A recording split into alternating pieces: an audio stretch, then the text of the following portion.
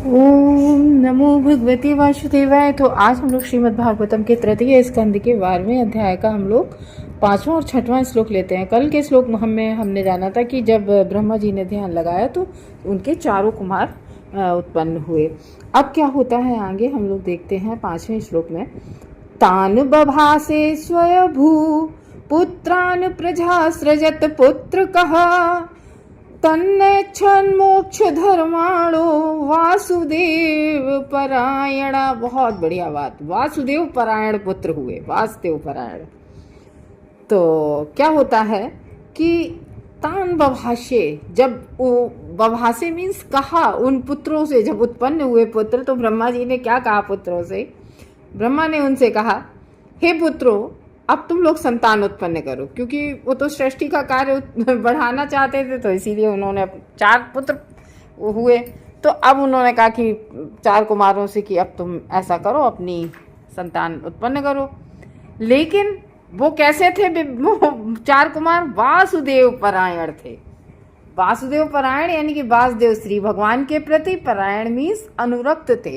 वो सब क्या थे? भगवान की भक्ति में अनुरक्त थे चारों कुमार, क्योंकि मन से उत्पन्न हुए थे, तो मन भगवान में लगा था। तो यही तो कहा जाता है कि पेरेंट्स जैसी चाहें वैसी संतान उत्पन्न कर सकते हैं। तो वहां जब ये 4 कुमार जब उत्पन्न हुए तो मन भगवान में था, जब मन भगवान में था तो वैसे ही संतानें उत्पन्न हुई। तो किंतु पूर्ण पुरुषोत्तम भगवान वासुदेव के प्रति अनुरक्त होने के कारण उन्होंने अपना लक्ष्य मोक्ष बना रखा था। उनका लक्ष्य था मोक्ष। अतएव उन्होंने अपनी अनिच्छा प्रकट कर दी। उन्होंने भाई पिता है, पिता अपने पुत्र से कहे कि ऐसा करो और पुत्र कह दे नहीं, हम नहीं करेंगे। तो यहाँ ये नहीं है, यहाँ एक और ख्याल आ सकता है कि इतने अच्छे पुत्र और इतने बड़े, इतने महान, और वो भी पिता, तो कोई भी हो, पिता तो पिता होता है। पिता की आज्ञा, पिता की अवज्ञा, पिता ने जो आज्ञा दी उसका आज्ञा का पालन न करना, ये बात आ जा सकती है। तो हमारे शास्त्रों में ये लिखा है, ये साफ है कि गुरु भी अगर विवाह करने के लिए कहे, वैसे गुरु की कोई भी बात टाली नहीं जाती, लेकिन हाँ, विवाह के मामले में लिखा है कि गुरु भी अगर विवाह का आदेश दे और किसी को ब्रह्मचारी रहना है तो वो उस आज्ञा को न मानकर कोई मतलब पाप कर्म नहीं करता, उस पर कोई पाप नहीं लगता। ये शादी के लिए कहा है, क्योंकि कोई ब्रह्मचारी रहना चाहे, ये है। तो इसलिए वो भक्त थे, लेकिन वो ये जानते थे अपनी लिमिटेशन, वो जानते थे कि नहीं, अगर हम भगवान में अनुरक्त हैं।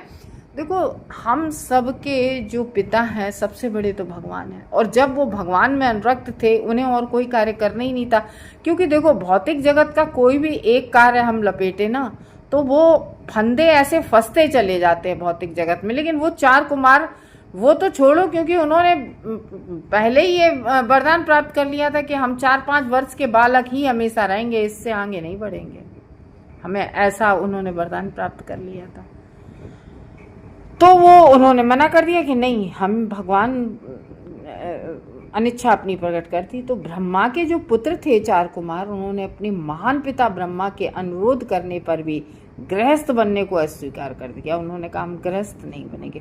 देखो, अगर विवाह करके और फिर उसको छोड़ना, या बिना पत्नी की आज्ञा के ब्रह्मचर्य धारण करना, जैसे चैतन्य महाप्रभु थे, विवाह हो गया था, लेकिन उन्होंने फिर जो है वैराग्य, मतलब उन्होंने तुरंत, तो उनकी पत्नी की सलाह से, उन्होंने अपनी पत्नी से इजाज़त ली थी। तो ये नियम होता है। तो जब हम चैतन्य चरितामृत पढ़ते हैं तो उसमें पढ़ते हैं, तो गृहस्थ बनने से अस्वीकार कर दिया उन 4 पुत्रों ने कि नहीं, हम गृहस्थ नहीं बनेंगे, हम तो भगवान की भक्ति केवल करेंगे। तो जो लोग भौतिक बंधन से छुटकारा पाने हेतु तत्पर हैं, जिन्हें इस भौतिक बंधन से छुटकारा जो लोग पाना चाहते हैं कि हमें भाई कोई इस जगत के मिथ्या बंधनों से नहीं बनना। भाई ये मिथ्या ही बंधन है कि कौन हमारा माता है, कौन पिता है, कौन हमारा भाई है, कौन हमारा मित्र है। तो ये मिथ्या, क्योंकि हमारा शरीर छूट जाता है, सब समाप्त। तो पारिवारिक बंधन में नहीं बनना चाहिए लोग, जिसे अगर मतलब जो भौतिक जगत में नहीं फंसना चाहता है। तो लोग ये पूछ सकते हैं ना कि कुमारों ने अपने पिता, विशेषकर ब्रह्मांड के सृष्टा ब्रह्मा है, उनके आदेश को स्वीकार क्यों किया भाई? उनके, और अगर वो इतने ही अच्छे बालक थे, भगवान के भक्त थे, तो वो ये नहीं जानते थे कि अपने पिता के आदेश का पालन करना चाहिए? और वो भी कैसे महान, जो पूरे ब्रह्मांड के सृष्टा हैं ब्रह्मा जी, उनके आदेश को अस्वीकार कर दिया। तो इसका उत्तर भाई यही इसमें लिखा है कि जो शब्द आया है कि तनेच्छा मोक्ष धर्माणो वासुदेव परायणा, मतलब उनकी तनेच्छा, उनकी इच्छा थी मोक्ष प्राप्त करने की, और वो वासुदेव परायण थे। दूसरी लाइन में इसका पूरा अर्थ आंसर है कि उन्होंने इसलिए मना कर दिया। उनका उत्तर वासुदेव परायण, अर्थात जो भगवान वासुदेव की भक्ति में गंभीरता पूर्वक लगे हुए हैं, उन्हें अन्य किसी कार्य की परवाह करने की आवश्यकता नहीं है। वो के देखो श्रील सुखदेव गोस्वामी, वो श्रील सुखदेव गोस्वामी, उन्हें कोई, वो तो बात भी नहीं किसी से करते थे, बोलते भी नहीं थे, इतने भगवत परायण थे वो तो मतलब तो यही है ना। और जब बैठे भागवत करने तो 7 दिन 7 रात भागवत कहते रहे परीक्षित महाराज से। तो ये है, परवाह नहीं करते हैं। ऐसी सुखदेव गोस्वामी को किसी की कोई परवाह नहीं थी। श्रीमद् भागवतम जब हम पढ़ते हैं तो उसके 11वें स्कंद का जो 5वां अध्याय है, उसके 41वें श्लोक है, देवर्षि भूतात्म नृणाम पितृणाम न किंकरो नायर्मणि चराजन सर्वात्मनः यः शरणं शरण्यं गतो मुकुंदम परिहत्य कर्तम। तो जिस किसी ने भी समस्त सांसारिक संबंधों को परित्याग कर दिया है, जिसने भी सांसारिक संबंधों का परित्याग कर दिया है और उन श्री भगवान के चरण कमलों को पूर्ण शरण ले रखी है, बिल्कुल भगवान की चरणों की शरण ग्रहण कर ली है, जिसने भौतिक जगत के सारे कार्य छोड़ दिए हैं, जो हमारे मोक्षदाता हैं और एकमात्र शरण ग्रहण करने के योग्य है, वही एक भगवान है। जिनकी बहुत अच्छा हमें ये लाइन्स पढ़ के लगा कि एकमात्र शरण ग्रहण करने वाले वही भगवान है। देखो हम लोग भौतिक जगत में रहते हैं, हम लोग है ना, हम लोग कभी वैसे कायदे से तो हम वो, जैसे ध्रुव महाराज को भगवान ने दर्शन दिए, तो ध्रुव महाराज ने जैसे ही दर्शन किए तो कहते ध्रुव महाराज कि अरे भगवान, मैं तो कांच के टुकड़े मांग रहा था, मुझे आपकी शरण मिल गई। देखो प्रहलाद महाराज ने भी कहा है कि कौन चाहेगा स्वर्ग के सुखों को, क्योंकि वो एक गिलास जल भर के है, और जो भक्ति में सुख है वो एक समुद्र के जल के बराबर है। भक्ति का सुख, भक्ति का आनंद, ये कहा था प्रहलाद महाराज ने अपनी। तो इस तरीके से जब वो कह रहे, तो यहाँ पर यही है कि हम लोग क्या करते हैं, हमें कुर्सी दे दो, गाड़ी दे दो, सोफा दे दो, बंगला दे दो, और जो चीज़ कैसी है, नश्वर है, हमें खुद भी नहीं पता इस चीज़ का भोग हम कितने दिन तक कर पाएंगे, क्योंकि किसी को अपनी आयु का, किसी को अपने जीवन का कोई पता नहीं रहता है। तो हम कैसी चीज़ें मांगते हैं, ये चीज़ें मांगते हैं ना। तो वही लिखा है कि जिसे भी भगवान के चरण कमलों की पूर्ण शरण ग्रहण कर रखी है, एकमात्र शरण। तो उसके लिए हम लोग कभी कभी क्या कहते हैं, कोई काम बनाना होता है तो हम लोग इनके पैर छूते हैं, उनके पैर छूते हैं, इनके हाथ जोड़ते हैं समाज में उनके, कि भाई हमारा ये काम कर दो। लेकिन एकमात्र दाता तो वही भगवान है, वो हमारा, जिसने, अच्छा ऐसा है जैसे हिरण्यकश्यप ने भगवान की तपस्या की, ठीक है ना, किसके लिए की, कि हम कभी मरे ना, हम कहीं जल में ना मरे, पृथ्वी पे ना मरे, अस्त्र से ना मरे, शस्त्र से ना मरे। उनने ब्रह्मा जी की तपस्या की, भाई ब्रह्मा जी की उन्होंने बड़ी कठिन तपस्या की, और हम सब जानते हैं, पढ़ा भी है कि हिरण्यकश्यप ने ऐसी तपस्या की कि ऊपर से पूरा जाला बन गया था, मिट्टी का एक वो बन गया था पूरा ढेर।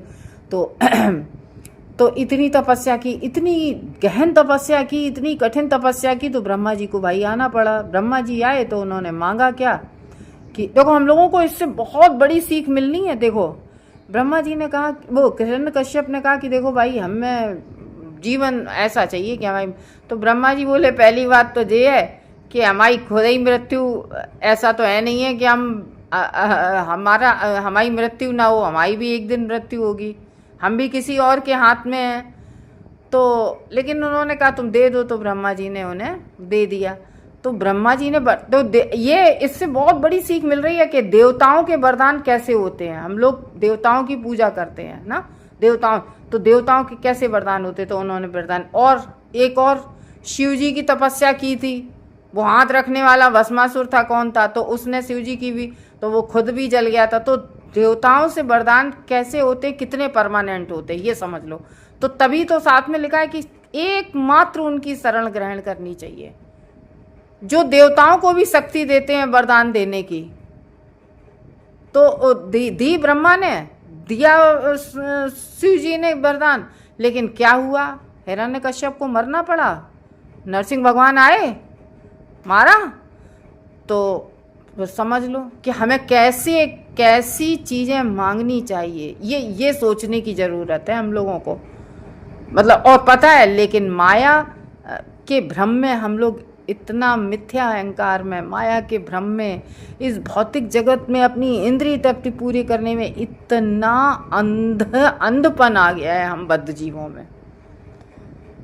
तो वही है कि एकमात्र शरण ग्रहण करने के योग्य वही हैं। अगर हमें कोई वरदान भी प्राप्त, मान लो हमें भौतिक जगत की भी चीज़ें मांगनी है, ठीक है, हम भौतिक जगत में मन करता है हमारे पास भी गाड़ी बंगला हो, तो हमें मांगना किससे है? हमें, एक बच्चा अगर मांगता है तो अपने किससे मांगता है? अपने दोस्तों से मांगता है, या अपने दोस्त के पिता से मांगता है? किससे मांगता है? अपने पिता से जाके मांगता है ना। तो हम सब के एक ही पिता हैं, जो ब्रह्मा जी के भी पिता हैं, तो उनसे मांगना चाहिए। तो एकमात्र शरण ग्रहण करने के योग्य है वह किसी का ना तो ऋणी है। क्यों? एक्चुअली में क्या होता है कि अगर हम भगवान, वो जानते हैं, वो हम सबके पिता हैं कि हमारे बच्चे के लिए क्या अच्छा है क्या नहीं है। तो अगर हम गलत डिमांड भी रखते हैं, लेकिन हमें नहीं पता होता है ये डिमांड हमारे लिए गलत है, लेकिन भगवान को सब पता रहता है, तो वो सोच समझ के ही देते हैं। और अगर हम लक्ष्मी भी मांगते हैं तो उनसे मांगते हैं तो वो परमानेंट स्थिर लक्ष्मी होती है। ऑब्वियसली स्वाभाविक है कि अगर हम विष्णु भगवान के सामने अगर अपना सिर झुकाएंगे तो माता लक्ष्मी हमेशा उनके पैरों के पास बैठी रहती हैं, तो उनकी दृष्टि तो पड़नी है हम पे। अगर हम उन्हें केवल प्रणाम भी अगर रोज करते हैं तो उनकी माँ लक्ष्मी की तो दृष्टि पड़नी ही पड़नी है। तो वही कह रहे हैं, वह किसी का ना तो ऋणी है ना किसी का दास है, चाहे वह देवता, पितर, मुनि, अन्य जीव तथा मानव समाज का सदस्य क्यों ना हो, कोई भी ना हो। इस तरह से जब कुमारों ने अपने महान पिता के इस अनुरोध को ठुकरा दिया, अपने पिता के अनुरोध को, भाई पिता ने कहा गृहस्थी चलाओ, तो उन्होंने कहा एक बात और, अभी हम लोग इसी की क्लास पढ़ रहे थे किसी दिन, तो ब्रह्मा जी अगर कुमार ये भी कहते कि तुम्हारे पास कहाँ है लड़की, हम किससे विवाह करेंगे, तो ब्रह्मा जी तो सृष्टा हैं, वो किसी को भी सृष्टि कर सकते हैं। तो गृहस्थ उन्होंने ठुकरा दिया कि हम गृहस्थ नहीं बनेंगे। तो उनके इस कार्य में कोई भी त्रुटि ना थी। देखो हमारे शास्त्र साफ कह रहे हैं, तो इसमें कोई गलती नहीं की चारों कुमारों ने, कोई त्रुटि नहीं थी। क्यों? क्योंकि वो बच्चा ये तो नहीं कह रहा कि हम शराब पिएंगे कि हम मूवी देखने जाएंगे। बच्चा क्या कह रहा? वासुदेव परायण। बच्चे कैसे थे? वासुदेव परायण थे, भगवान की भक्ति करना चाहते थे, हैं।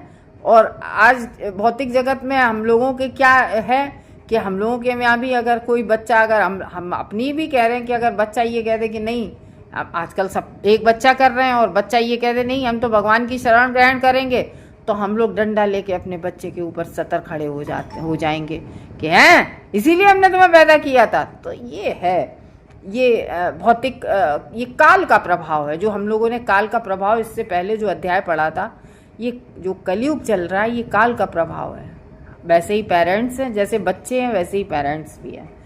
तो नेक्स्ट हम लोग पढ़ते हैं, सो अभ्यधाता सुतैरेवं प्रत्याख्यातानुशासनः क्रोधम दुर्विषम जातम नियंतुमुपचक्र में। अब आ गया ब्रह्मा जी को वो गुस्सा तो क्रोधम दुर्विषम जातम, तो पुत्रों द्वारा अपने पिता के आदेश का पालन करने से जैसे ही अस्वीकार करने पर ब्रह्मा के मन में अत्यधिक क्रोध उत्पन्न हुआ। जैसे ही पुत्रों ने मना किया, अब तो ब्रह्मा जी का क्रोध उत्पन्न हो गया, भौं में गांठी लग गई ब्रह्मा जी के, जिसे उन्होंने व्यक्त न करके दबाए रखने का प्रयास किया। क्रोध आया, लेकिन ब्रह्मा जी ने उसको क्या किया? उस क्रोध को दबाने का प्रयास किया। ब्रह्मा भौतिक, देखो जब भी प्रकृति का कार्य करना होता है, क्योंकि जो तीनों देवता होते हैं ब्रह्मा, विष्णु, महेश, यानी कि शिव जी, तो ब्रह्मा जो हैं वो रजोगुण के नियामक है, क्योंकि वो सृष्टि कार्य में रजोगुण की आवश्यकता पड़ती है। और विष्णु भगवान शुद्ध सतोगुण के नियामक है, और आपके शिव जी तमोगुण के नियामक है। तो भौतिक प्रकृति के जो रजोगुण के प्रभारी निदेशक हैं, उसके कंट्रोलर हैं, नियामक हैं ब्रह्मा जी रजोगुण के। तो उन्होंने अपने पुत्रों के इस आदेश के उल्लंघन होने पर क्रुद्ध होना स्वाभाविक था। भाई देखो, हम लोग सब लोग रजोगुणी है ना, तो हम लोगों के मन का नहीं होता है, तो हम लोगों को क्रोध आता है ना, फिर मोह भी आता है, फिर इस तरीके से लोभ भी आता है, सब आता है। तो आदेश का उल्लंघन होने पर क्रुद्ध होना स्वाभाविक था, रजोगुण के नियामक है। तो कुमारों द्वारा ऐसे कार्य से इनकार किया जाना उचित था, लेकिन कुमारों के अनुसार ये उचित था कि भाई हम तो भगवत पारायण करेंगे। किंतु रजोगुण में लीन होने से ब्रह्मा अपना आवेशपूर्ण क्रोध रोक नहीं सके। दबाना तो चाहा, लेकिन नहीं दब पाया, किंतु उन्होंने उसे व्यक्त नहीं किया। क्यों? क्योंकि वे जानते थे कि उनके पुत्र आध्यात्मिक उन्नति में अत्यधिक प्रबुद्ध हैं। वो जान रहे थे कि ये तो पता तो था ब्रह्मा जी को, क्योंकि ब्रह्मा जी भी भगवान के भक्त हैं। तो ब्रह्मा जी कहीं ना कहीं ये जानते थे कि ये गलत नहीं है, ये हमारे पुत्र। लगा बुरा क्यों इसलिए लगा क्योंकि उनका वो कार्य था सृष्टि करना। अतः उन्हें उनके समक्ष अपना क्रोध व्यक्त नहीं करना चाहिए। तो उस समय अब देखते हैं हम लोग आगे, जब ब्रह्मा जी क्रोध करेंगे तो होगा क्या। आगे आगे बहुत कुछ होगा, बहुत तो बहुत इंटरेस्टिंग है ये। हम लोग आगे चलेंगे तो देखेंगे कि क्या हो रहा है। तो